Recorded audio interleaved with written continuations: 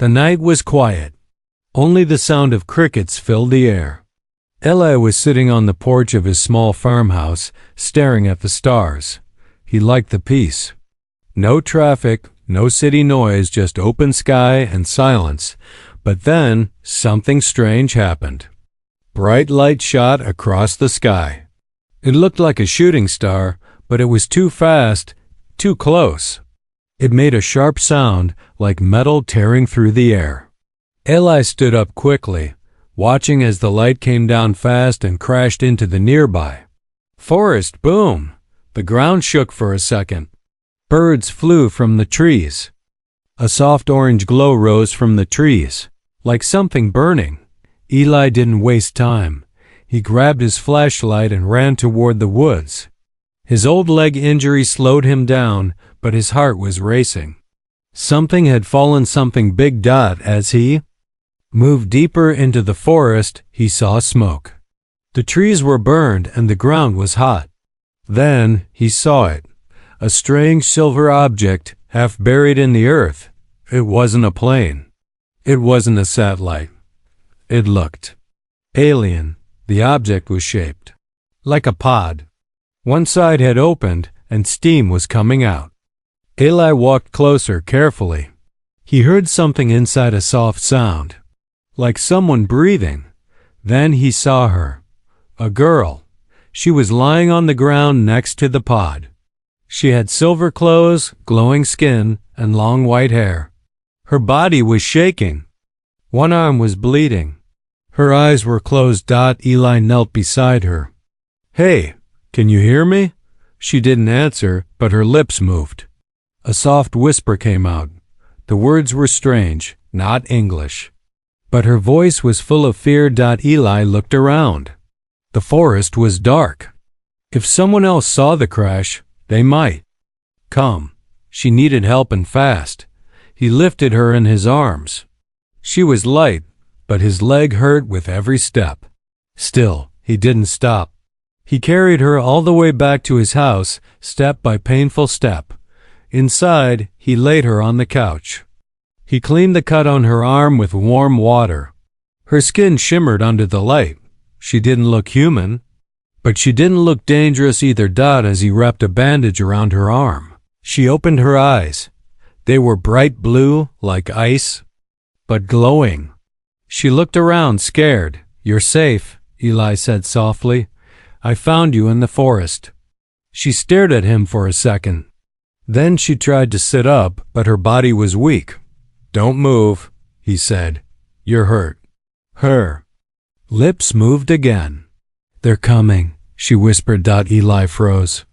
"Who?" She looked at the window, eyes wide. "Hunters. They follow me, not safe." Then she passed out. Eli stood still. He looked down at the girl, unsure of what to do next. What did she mean? Who was coming? Outside, the wind blew hard. Trees moved. A strange sound came from the forest, like metal again, far away. He closed the curtains and locked the doors. Whatever this girl was, she was in danger. And now, maybe. So was he. He looked at her face. She looked peaceful. Now weak, but not broken. Whoever she was, she had fallen from the sky. And she had landed in his world. A simple man with a broken leg had just found something or someone, not from Earth. He didn't know what would happen next, but one thing was clear: this was not a normal night, and this girl was not a normal girl. She spoke in dreams. That night, as Eli sat in the chair next to the couch, the strange girl moved in her sleep. Her lips whispered soft words in a language he didn't understand. The sound was both beautiful and haunting, like a song from another world. Then, suddenly her eyes opened. They glowed brighter than before, like two small stars trapped inside her face. She sat up fast, breathing hard. Her eyes darted around the room, then locked onto Eli. He didn't move. "It's okay," he said slowly. "You're safe now." She tilted her head. She didn't understand him. Eli pointed to himself. "Eli." He pointed again. I'm Eli. The girl blinked. Her lips moved. Lee. Her voice was soft. Her accent was strange, but she had said it. His name. Eli smiled. What's your name? She stared at him. Confused. No answer. He asked again. Name? You? She touched her chest, looked down, and shook her head. She didn't know. No name. No memory. Only fear. Later that morning, she walked slowly around the living room, touching objects like she had never seen them before. A mirror, a cup, the fabric of a blanket. Every little thing seemed new to her, but when she looked at the sky through the window, her body went stiff. She backed away like the blue sky itself scared her. Eli noticed. You okay? She pointed at the sky. No, not safe. Again. Those same words. Her voice shook. As the day passed, Eli cooked eggs and gave her water. She watched him, studying every movement. She copied how he held a spoon, how he sat in a chair. Like a child learning life for the first time. At one point, she walked over to Eli and touched his leg. Not by accident. She had noticed how he limped. Her fingers glowed faintly as she placed them on the old scar. Eli pulled back. What are you? But then, warmth. His leg, which had hurt for years, felt different, stronger. He stood up, shocked. No pain. He took a step. Then another. It couldn't be. But it was. She had done something. Something he didn't understand. He looked at her. You healed me? She said nothing. But a small smile touched her lips. Then beep. Beep. Beep. A strange sound came from her wrist. Eli saw a small device on her arm start to flash red. Her eyes widened in fear. No, too late. Suddenly, her body tensed. She looked toward the window again. They found me, she said. Eli stood up. Who? But she didn't answer. She moved quickly now, faster than before. She grabbed a piece of paper and drew a symbol, a circle with 3 lines inside it. They come for this, she said. Eli looked at it. What is it? The girl looked him in the eyes. Not just me, she said. Then she pointed at him. They come for you too. He woke up standing, not lying in bed, not in pain, just standing. On both feet, Eli blinked in confusion. His mind said it was a dream. His body said something else. He took 1 step. No limp. No sharp pain in his knee. No stiffness in the bone. That had been broken 10 years ago. It didn't make sense.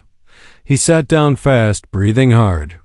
His hand touched his leg, looking for the scar. The old injury, something to prove this was real. It was still there, but different. The skin looked smoother. The bone underneath felt strong, like it had been rebuilt. His eyes turned to the window. Girl. She was asleep again on the couch, curled up in a blanket like a child. The strange light on her wrist had stopped flashing. For now, everything was quiet. But the truth wasn't quiet in his mind. She healed me. When she woke, the first thing she did was touch her head, like it hurt. She sat up slowly, eyes half closed. Eli knelt in front of her. You fixed my leg, he said softly. She looked at him, confused. My leg? He repeated. You touched it. It doesn't hurt anymore. She watched his face for a long moment, then said one word. Broken. Eli nodded. Yes, it was broken. She touched her own chest. Also broken. He looked at her, truly looked this time. Not just the glowing skin. Not just the strange clothes or silver veins that pulsed like stars. He saw something else. She was lonely. Lost. Just like him. Eli gave her a name. Not her real one, she didn't remember that, but a name that felt right. He called her Nova. It meant new star, he told her. Something that shines in the darkness. She liked the sound of it. She repeated it softly, smiling. No, VA. Over the next hours, they shared moments. Simple ones. She sat at the table while he made soup. She listened as he played old music on a radio.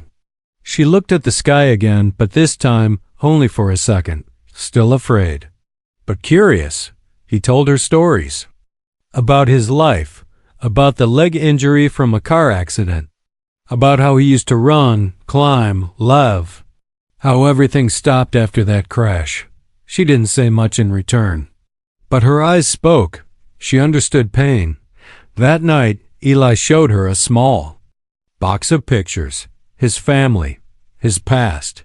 She looked at each one like it was magic. When she saw a photo of Eli as a child with his dog, her finger touched the picture for a long time. She whispered a word in her language, something soft and full of feeling. He asked her what it meant. She looked at him, then said slowly, home. Suddenly, thud, a loud noise outside. Both of them froze. Another thud. This time closer. Eli moved to the window, careful. In the distance. Through the trees, something moved. Heavy footsteps. Metal. Walking. Nova stood up fast. Her hand lit up, a soft glow building in her palm. No light.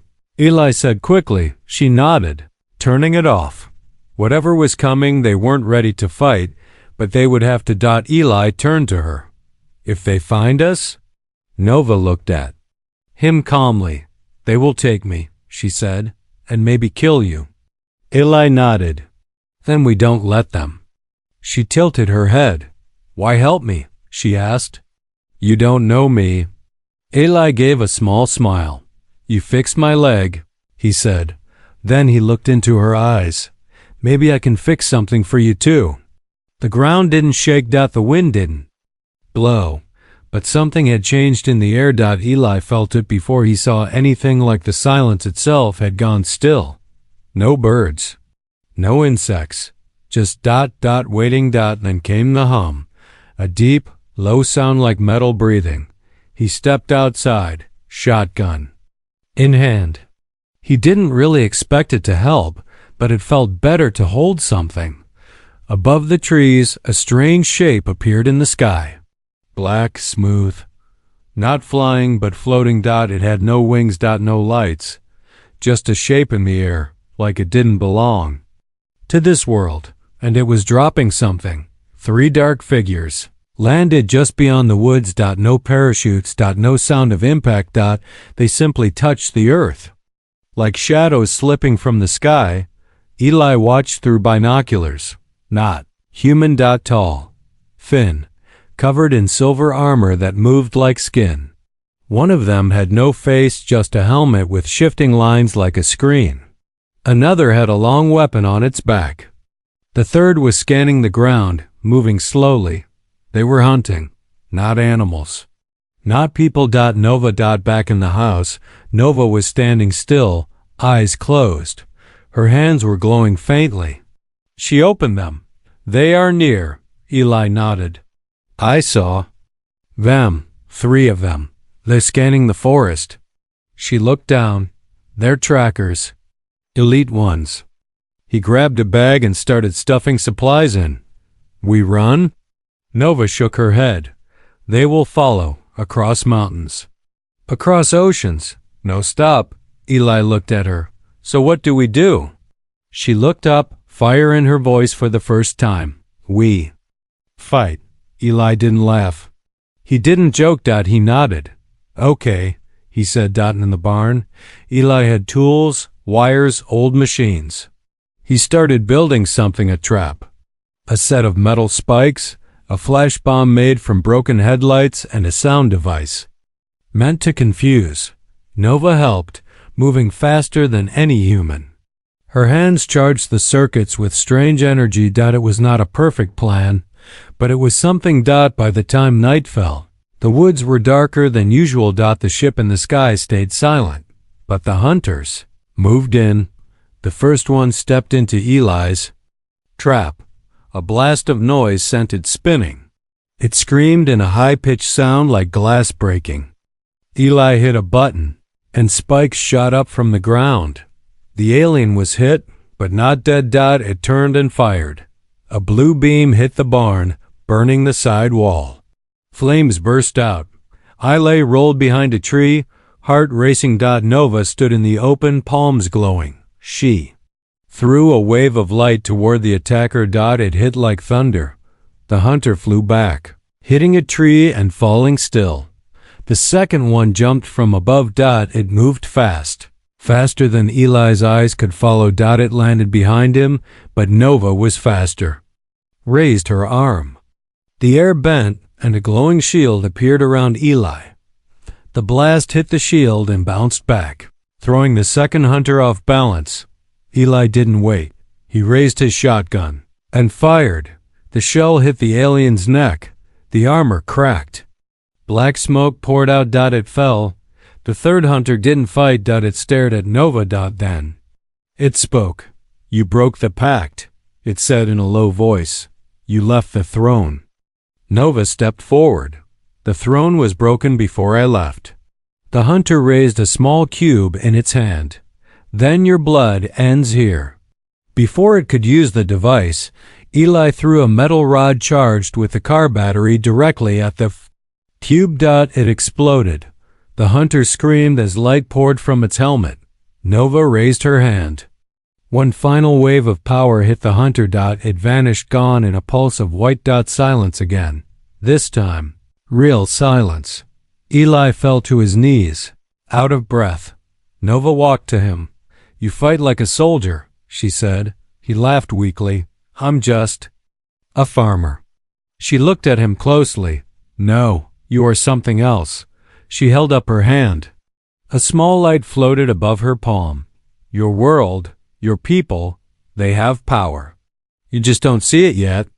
Above them, the dark ship in the sky faded. But the war was not over. It had only just begun. The fire was still burning behind them, but inside the cave, it was cold. Eli sat near a small flame he had built from dry wood. Nova sat across from him, her silver eyes reflecting the light, but not blinking. She hadn't spoken in hours. Outside, the wind howled through the trees. But here, it felt like time had stopped. Then, finally, she broke the silence. "I was supposed to die." Eli looked up. "What?" She didn't look at him. She stared into the flame like it held her memories. "They said if I ran, I'd be hunted. If I returned, I'd be punished. If I spoke, I'd be erased." She touched the symbol on her wrist, the one that had once blinked red. Now it glowed faintly blue. "I ran anyway." Eli waited. He didn't ask questions. He could see it in her face. She needed to speak, not be asked. "I was born on a moon that orbits a gas giant," she said. "You call it Zirian 9, but to my people, it is El-Sarin. We lived there for thousands of years, quiet, peaceful, until we made contact."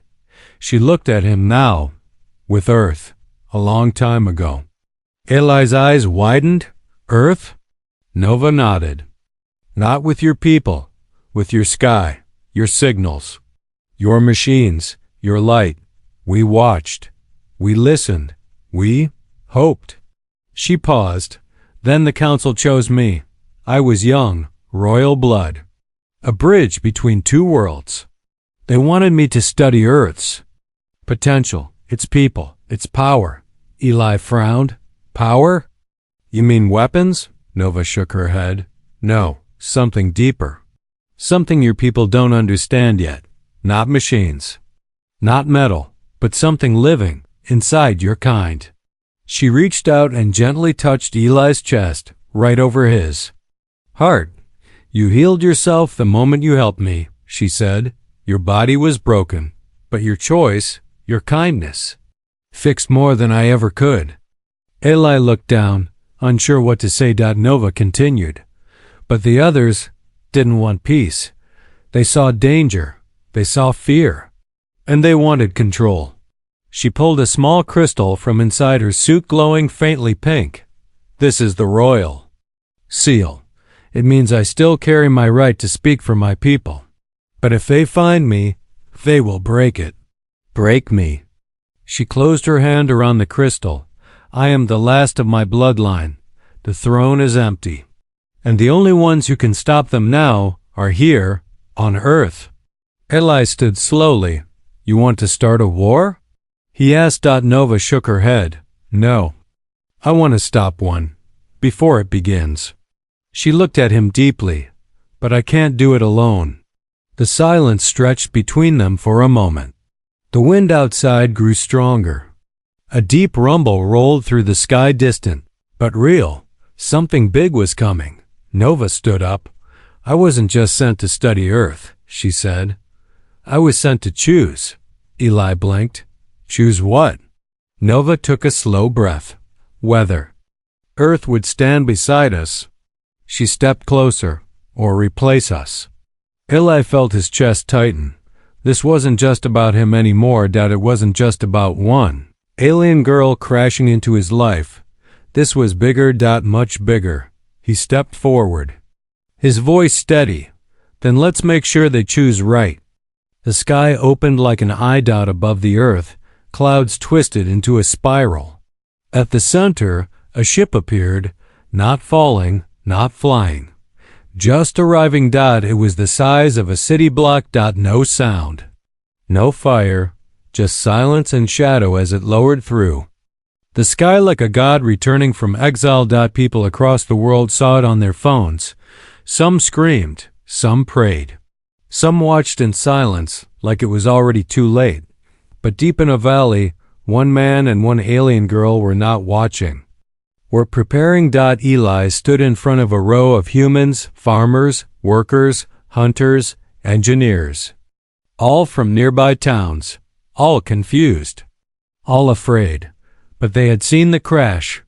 They had seen the fire. And they had seen Nova, and something in their hearts had changed. Why us? Someone had asked. Eli had answered, because no one else is coming. Inside a broken barn-turned-bunker, Nova placed the crystal seal into an ancient device.